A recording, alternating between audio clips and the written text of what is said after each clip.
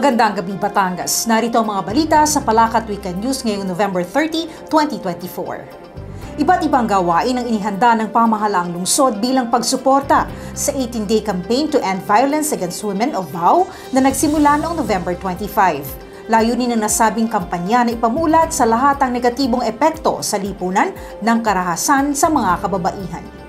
Narito ang report. Hangad ng EndVOW na mapalawig ang antas ng kamalayan sa pangangalaga sa karapatan ng mga babae sa pamamagitan ng pagpapatibay ng mga panuntunan para labanan ang lahat ng uri ng gender-based violence na nakasaad sa 1987 Constitution. Ilan sa mga gawaing inihanda ng City Social Welfare and Development Office, katuwang ang Kalipunan ng Ligang Pilipina o Kalipi, ay ang pagtataguyod ng The Orange Exhibit, Journey Towards a VOW-Free Philippines na nagpapakita ng mga hakbang na isinagawa upang labanan ng VOW sa lungsod. Ito ay matatagpuan sa Amphitheater ng Plaza Mabini at tatagal hanggang December 12.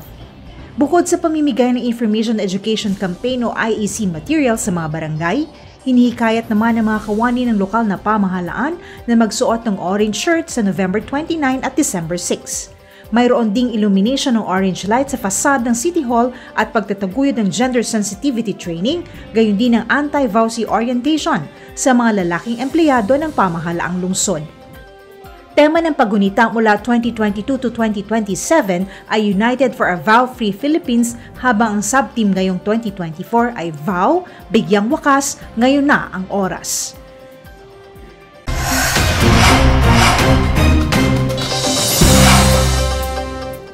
Inaprubahan ng Sangguniang Panglungsod ang The Peer Support Group Ordinance of Batangas City bilang tugon sa patuloy na pagtaas ng bilang ng suicide mortality rate sa bansa. Ang detalye sa report ni Gerson Sanchez. Ayon sa tala ng Department of Education, humigit kulang sa 400 na public school students ang biktima ng suicide noong academic year 2021 to 2022 at halos na doble ang bilang na itinaas nito noong taong 2022 to 2023. Layunin ng The Peer Support Group Ordinance na bumuo ng peer support groups na maaaring magbigay ng payo at psychological support sa mga nangangailangan ng tulong, partikular na ang mga kabataan. Hangad din ng ordinansa na mapalakas ang kamalayan ng mga kabataan sa pamamagitan ng pagbibigay ng basic psychosocial support at paigtingin ng advokasya hinggil sa mental health. Magbubuo ng Peer Support Group Committee na siyang naataas sa mag-monitor ng quality at effectiveness ng Peer Support Group Program ng lungsod. Ang committee din ang mamamahala sa registration at accreditation mga peer facilitators kung saan dadaan ang mga ito sa capacity building program at trainings. Kapag na-accredit na sila bilang facilitators, magkakaroon ng peer support group sessions at silang mamamahala ng face-to-face program. Ang mga trained facilitators din ang mangunguna sa mga mabubuong support groups bilang bahagi ng early intervention para sa mental health promotion ng mga ito. Ang The Peer Support Group Ordinance of Batangas City ay bahagi ng Health Promotion Framework Strategy ng Department of Health na naglalayong palaksin ng health promotion activities ng lungsod. Para sa Palakat Weekend News, Gerson Sanchez nag-uulat.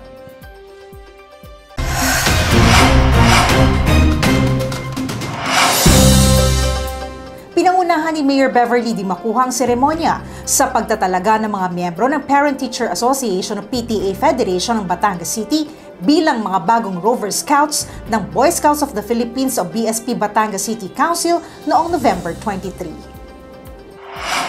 Sa kanyang mensahe sa naturang investiture ceremony, ipinaalala ni Mayor Di Macuha na hindi tulad ng community-based scouting, ang pagiging Rover Scouts aniya ay may kaakibat na doktrina, malaking responsibilidad at tungkulin na maglingkod sa komunidad.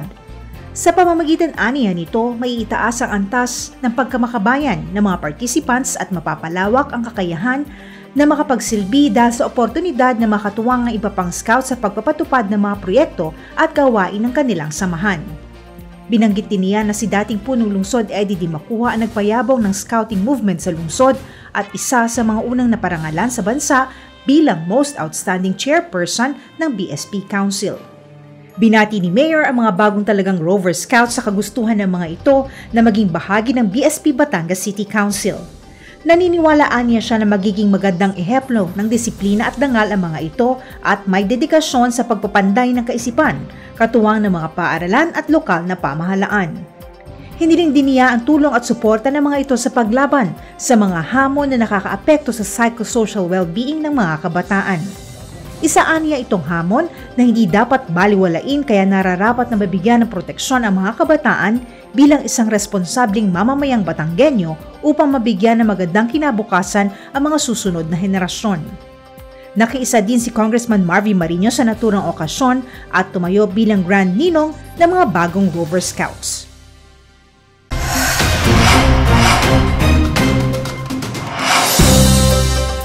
Nag-enjoy ang mga senior citizens at persons with disabilities sa Batangas City sa panunood ng libre ng blockbuster movie na Hello Love Again sa sinima ng SM City Batangas kamakailan. Narito ang report. Ang naturang libreng sine ay isa lamang sa pribilehiyong kaloob ng pamahalaang lungsod sa mga katatandaan at mga may kapansanan bukod pa sa mga benepisyong natatanggap ng mga ito mula sa pamahalaang nasyonal.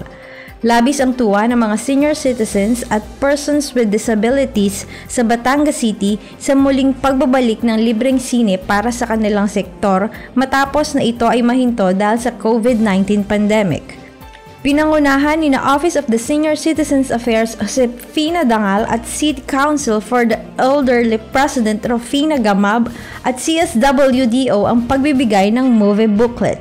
Sinamahan naman ni na Mayor Beverly Di Macuja, Congressman Marvin Marino at mga miyembro ng Team EBD ang mga beneficiary sa panonood ng pelikula. Hangad ng lokal na pamahalaan na bibigyan ng kasiyahan ng mga ito upang lubos na maipadama ang pagmamahal at pagkalinga sa nasabing sektor. Ang libreng sine ay tuwing Lunes hanggang Huwebes, isang beses sa isang linggo lamang. Kailangang ipresenta ang orihinal na ID at movie booklet mula sa OSCA at Persons with Disability Affairs Office. Ang nasabing kick-off ay dinaluhan ng mga pangulo ng Senior Citizens Association ng bawat cluster, mga kinatawan ng PDAW at ilang kawani ng City Social Welfare and Development Office.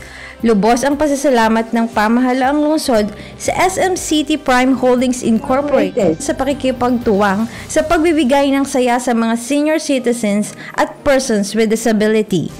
Mula sa ulat ni Lisa Perez de los Reyes, Manina Beredo Fernandez reporting.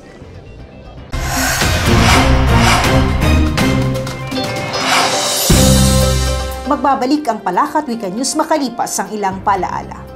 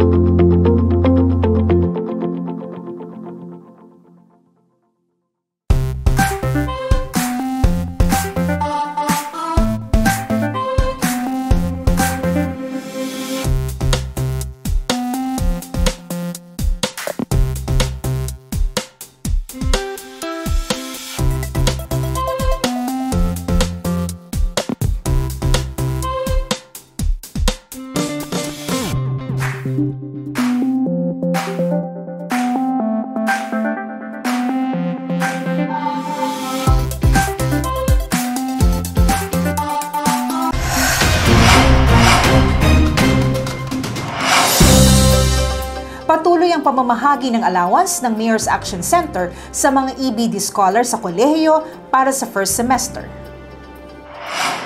May 1,561 EBD scholars sa lungsod ang tumanggap ng allowance sa distribution na isinagawa sa People's Quadrangle noong November 27.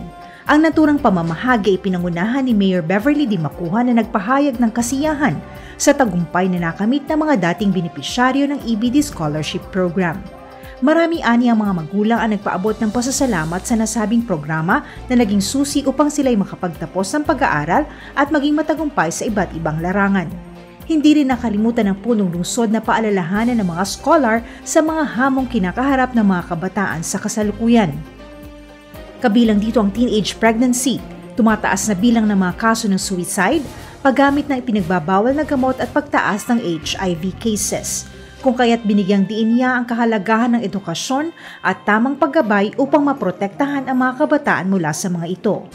Ang EBD Scholarship Program ay isa sa mga hakbang ng lokal na pamahalaan upang higit na palakasin ang sektor ng edukasyon at masiguro ang magandang kinabukasan ng mga kabataan sa lungsod.